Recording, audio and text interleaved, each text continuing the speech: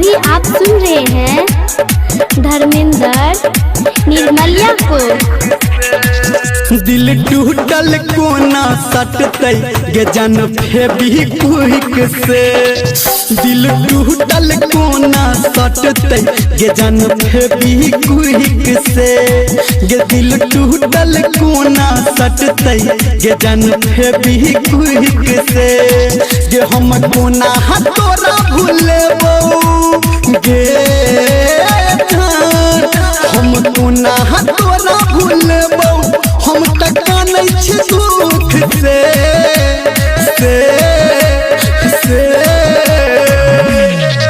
दिल टूटल कोना सटतै गे जन फेविक्विक से।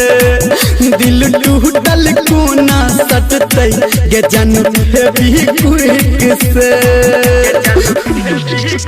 डीजे रईस राज 18 हनुमान चौक डीजे।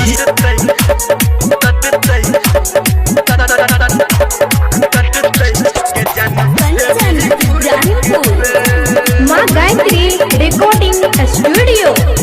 हाँ हम छी अपराधी तोहर हम गेलो चुइक गे।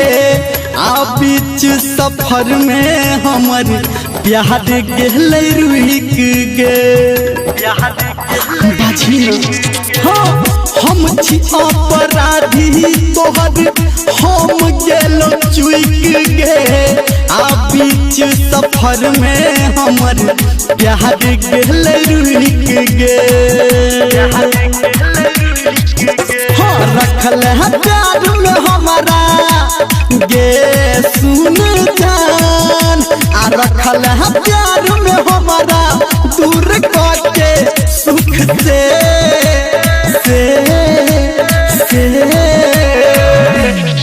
आ दिल टूटल कोना सटतै गे जन फेविक्विक से। दिल टूटल कोना सटतै गे जन फेविक्विक से। इलाका किसी का भी हो धमाका रईस राज डीजे कटरा। दिल टूटल कोना सटतै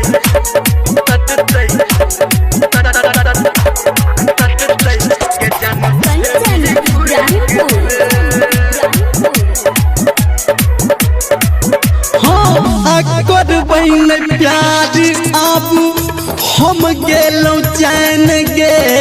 आ तू छाबे वफा हम गेलो ईमान गे।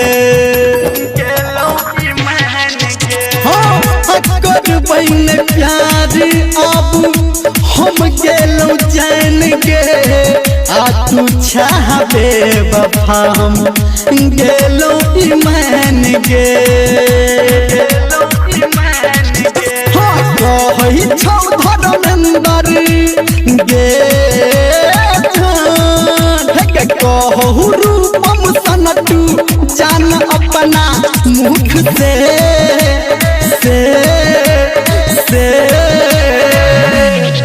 आ दिल टूटल कोना सटतै गे जन फेविक्विक से।